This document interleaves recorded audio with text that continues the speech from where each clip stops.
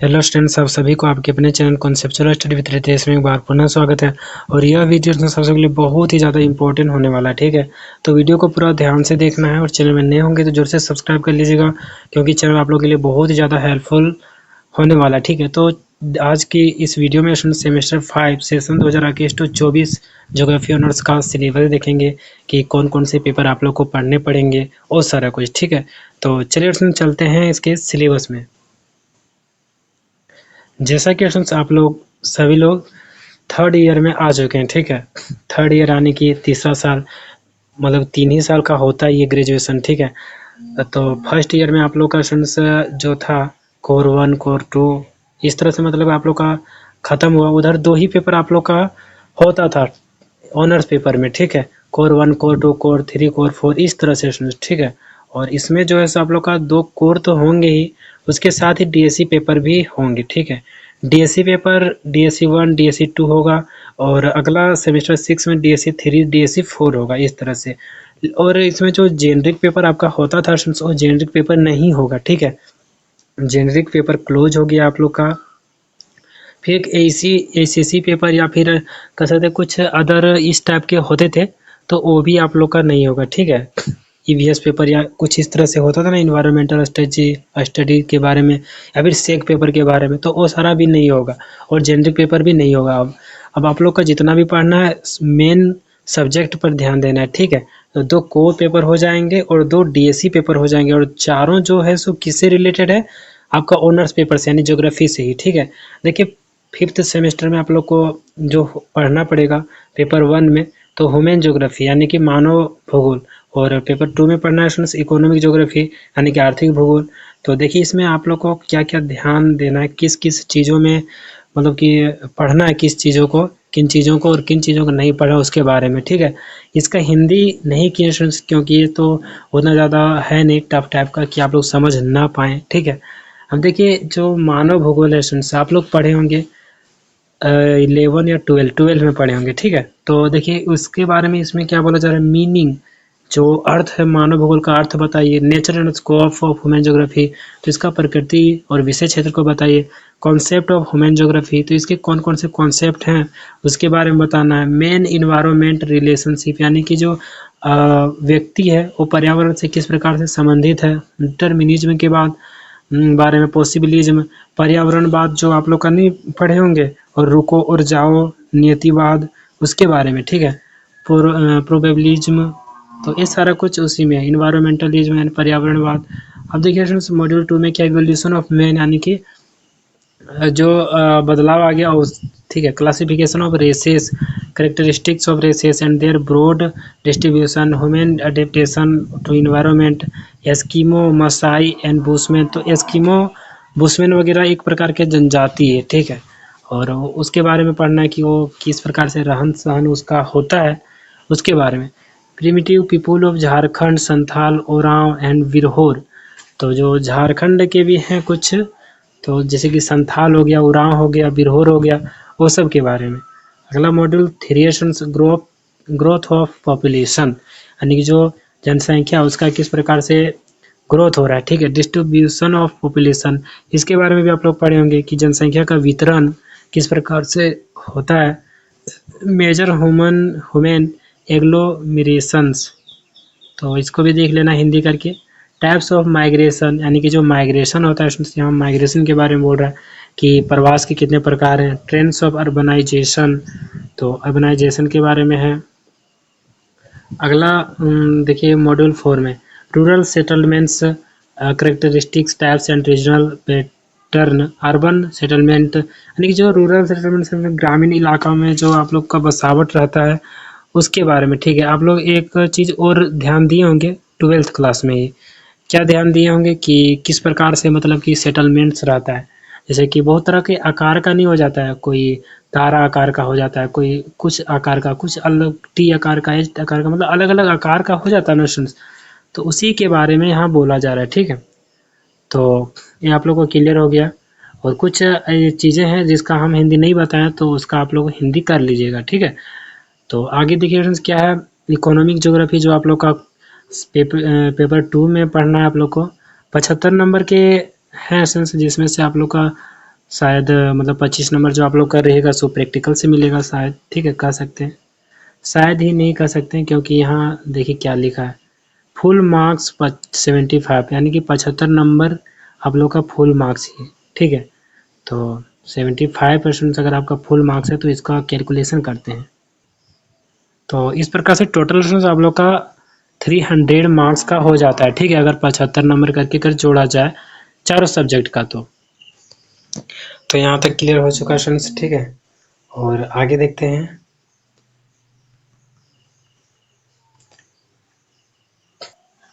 अब देखेंगे students economic geography यानी कि आर्थिक भूगोल के बारे में, ठीक है।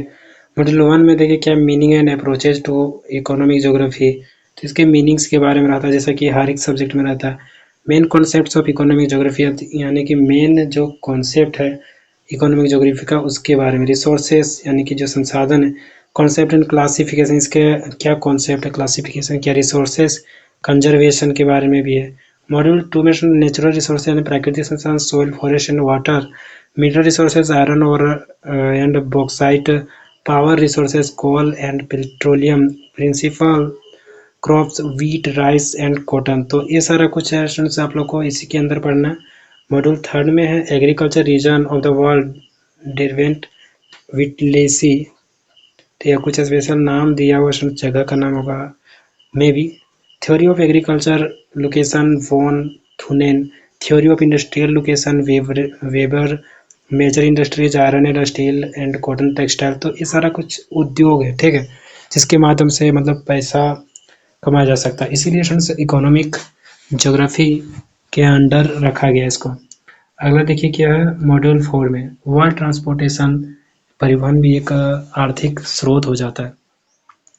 Major transcontinental railways and sea routes, WTO and international trade patterns and trends, major trade blocs, EEC, ASEAN effects of globalisation on developing countries. तो जो एशियन होता है उसके मतलब वो सब के कारण जो ग्लोबलाइजेशन होता है उसका जो किस प्रकार से हो रहा है, ठीक है, एक तरह से कह सकते हैं वैश्वीकरण किस प्रकार से चल रहा है। तो इसका कुछ प्रैक्टिकल स्पेशल भी दिया हुआ है पेपर 3 के लिए, फिर पेपर 2, पेपर 1 के लिए, पेपर 2 के लिए, ठीक है। तो ये आपका जो अभी बताएं सो क्या था, कौन सा पेपर था देखते हैं। इकोनॉमिक ज्योग्राफी था, ठीक है। अब पेपर 3 देखेंगे। पेपर 3 में आप लोग का क्या बताया जा रहा है, प्रैक्टिकल बताया जा रहा है। तो हम लोग किस में देखेंगे, पेपर 4 में, DSC 1 में, ठीक है। DSC 1 में क्या है, तो पॉपुलेशन ज्योग्राफी है। तो पॉपुलेशन ज्योग्राफी में क्या आप लोग को पढ़ना है, मॉड्यूल 1 में nature and scope of population geography, इसका प्रकृति और विशेष क्षेत्र के बारे में। Sources and types of population data, तो जो जनसंख्या का जो डाटा है उसके बारे में और इसके स्रोत कहाँ कहाँ से मिल सकते हैं। सेंसस, सैंपल सर्वे यानी कि NSS। उसके बाद एंड विटल रजिस्ट्रेशन सिस्टम के बारे में पढ़ लेना हम लोग को, यानी आप लोग को। और देखिए मॉड्यूल 2 वर्ल्ड पॉपुलेशन के बारे में, यानी विश्व जनसंख्या के बारे में। ग्रोथ यानी कि इसका जो ग्रोथ होगा, विकास होगा किस प्रकार से। कॉजेज कुछ कारण प्रॉब्लम्स आते हैं। And consequence factors affecting population, कौन कौन से फैक्टर्स हैं जो अफेक्ट कर रहा है पॉपुलेशन के डिस्ट्रीब्यूशन को, यानी कि विश्व जनसंख्या को मतलब वितरण को कौन कौन से कारक प्रभावित कर रहे हैं। माइग्रेशन यानी कि प्रवास, टाइप्स एंड डिटर्मिनेट्स, तो जैसे इसका प्रवास है उसका प्रकार वगैरह कुछ प्रकार के बारे में लिखना है। अर्बनाइजेशन, ट्रेंड्स एंड पैटर्न, तो शहरीकरण के बारे में मेनली। मॉड्यूल 3 में population dynamics, fertility and mortality, age and sex structure. देखिए फर्टिलिटी एंड मोर्टेलिटी यानी कि जो है आप लोग का जन्म दर मृत्यु दर के बारे में लगभग यही इसी मतलब हो सकता है, ठीक है। एज एंड सेक्स स्ट्रक्चर के बारे में, तो उम्र के बारे में है, और सेक्स स्ट्रक्चर के बारे में है कौन सा कितना है, जैसे कि फीमेल मेल इस टाइप का, ठीक है। Occupational structure, Malthusian theory and demographic transition theory, human resource development indicators and factors.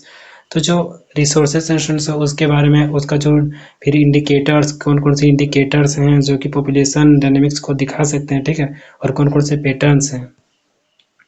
तो आप लोग इसके पैटर्न्स के बारे में भी आप लोग पढ़े होंगे, ठीक है, 12th में, क्योंकि उसमें एक पैटर्न्स भी था जिसको आप लोग बनाएंगे, जैसे कि इस तरह से या फिर मतलब कि इस टाइप से कुछ था, ठीक है, पिरामिड टाइप का, तो वो सारा कुछ। अब देखिए मॉड्यूल 4 में क्या है, इंडिया का पॉपुलेशन ग्रोथ के बारे में पढ़ना है, distribution of population, density types, population problems, population policy. तो पॉपुलेशन का जो क्या क्या प्रॉब्लम्स आ रहे हैं इंडिया में और पॉपुलेशन का क्या क्या पॉलिसी बनाया गया इंडिया में, तो उसके बारे में। अब देखिए DC2 में एग्रीकल्चर ज्योग्राफी के बारे में पढ़ना, जो कि आप लोग खुद ही मतलब सुनकर ही आप लोग को लगता है कि हाँ ये तो हो जाएगा हमसे, ठीक है, लेकिन इसमें भी कुछ पॉइंट स्पेशल है। जैसे कि देखिए meaning and scope of agricultural geography, तो इसका क्या मतलब है और इसका क्या स्कोप है एग्रीकल्चर ज्योग्राफी यानी कृषि भूगोल का। अप्रोचेज टू एग्रीकल्चर ज्योग्राफी, तो क्या अप्रोचेज हैं, ठीक है।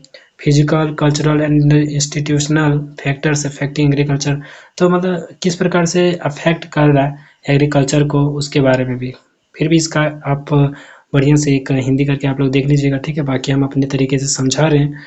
देखिए मॉड्यूल 2 में crop concentration and crop diversification के बारे में, डिलिनिएशन ऑफ क्रॉप कॉम्बिनेशन रीजन्स, कुछ अदर जगह में जैसे कि आप लोग को पता होगा, तो कहीं अगर हम लोग चाहे तो धान नहीं लगा सकते, ठीक है, और कहीं कहीं ऐसा भी प्लेस होता है जहाँ हम लोग सेब का खेती नहीं कर सकते। मतलब कि जिस तरह से रीजन होगा उसी तरह से वहाँ का कृषि होगा यानी कि क्रॉप होगा, ठीक है। Agriculture region of the world, तो क्या कौन कौन से रीजन है वर्ल्ड के जो एग्रीकल्चरल है, ठीक है। Detail study of subsistence, plantation, commercial and mixed farming, तो देखिए हम लोग पढ़ेंगे कॉमर्शियल एंड मिक्स्ड फार्मिंग, तो मिश्रित कृषि और व्यावसायिक कृषि इसको बोला जाता है, फिर वाणिज्यिक कृषि बोला जाता है, ठीक है। तो ये सारा कुछ आप लोग को पता होगा, सोच नहीं तो हम तो वीडियो में बताएंगे, ठीक है। मॉड्यूल 3 में एग्रीकल्चर लैंड यूज, तो जो कृषि का जो भूमि होता है उसका यूज, उपयोग, carrying capacity, land use pattern with special reference to India, measures of agriculture efficiency and agriculture productivity, तो ये सारा कुछ मॉड्यूल 3 में था स्टूडेंट्स। और नेक्स्ट जो मॉड्यूल है, लास्ट मॉड्यूल है स्टूडेंट्स, तो इसमें क्या agro climatic reason of India, तो एग्रो क्लाइमेटिक रीजन कौन कौन से हैं इंडिया के अंदर, उसके बारे में। ग्रीन रिवॉल्यूशन इन इंडिया यानी कि हरित क्रांति के बारे में, ठीक है। Second generation reforms in Indian agriculture, तो जो सेकेंड जनरेशन आता है, जो दूसरा पीढ़ी कर सकते हैं स्टूडेंट्स नया तैयार होने का भारतीय कृषि के लिए, उसके बारे में, ठीक है। Land and institutional reforms, organic and contract farming, तो कुछ ऐसे भी होते हैं कि ऑर्गेनिक एंड कॉन्ट्रैक्ट फार्मिंग होते हैं, उसके बारे में। Agriculture planning and policies in India, तो कुछ मतलब प्लानिंग भी बनाए जाते हैं ना, जैसे कि कुछ हम लोग को ठीक कृषि किया करने का है तो क्या करते हैं, पहले प्लानिंग बनाते हैं कि इतना ज़मीन में इतना खेती करना है, ठीक है, वो सारा कुछ प्लानिंग हो गया।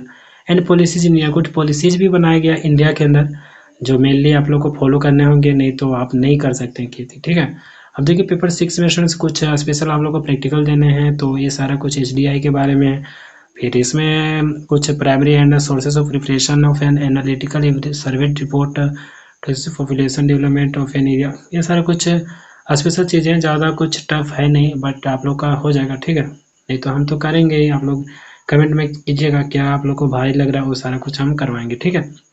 बाकी स्टूडेंट्स आई होप आप लोग को सारा क्लियर हो गया होगा, कोई भी चीज़ ऐसा नहीं होगा कि आप लोग को नहीं पता चला होगा, सारा कुछ हम बताने का प्रयास किए हैं, ठीक है। और चैनल में नए होंगे जरूर से सब्सक्राइब कर लीजिएगा स्टूडेंट, क्योंकि इसका जब सिलेबस हम कंप्लीट करवाएंगे या फिर सेम 6 का जब हम बताएंगे तो आप लोग तुरंत जस्ट वीडियो देख पाएंगे, ठीक है। तो थैंक्स फॉर वॉचिंग स्टूडेंट्स, फिर मिलेंगे नेक्स्ट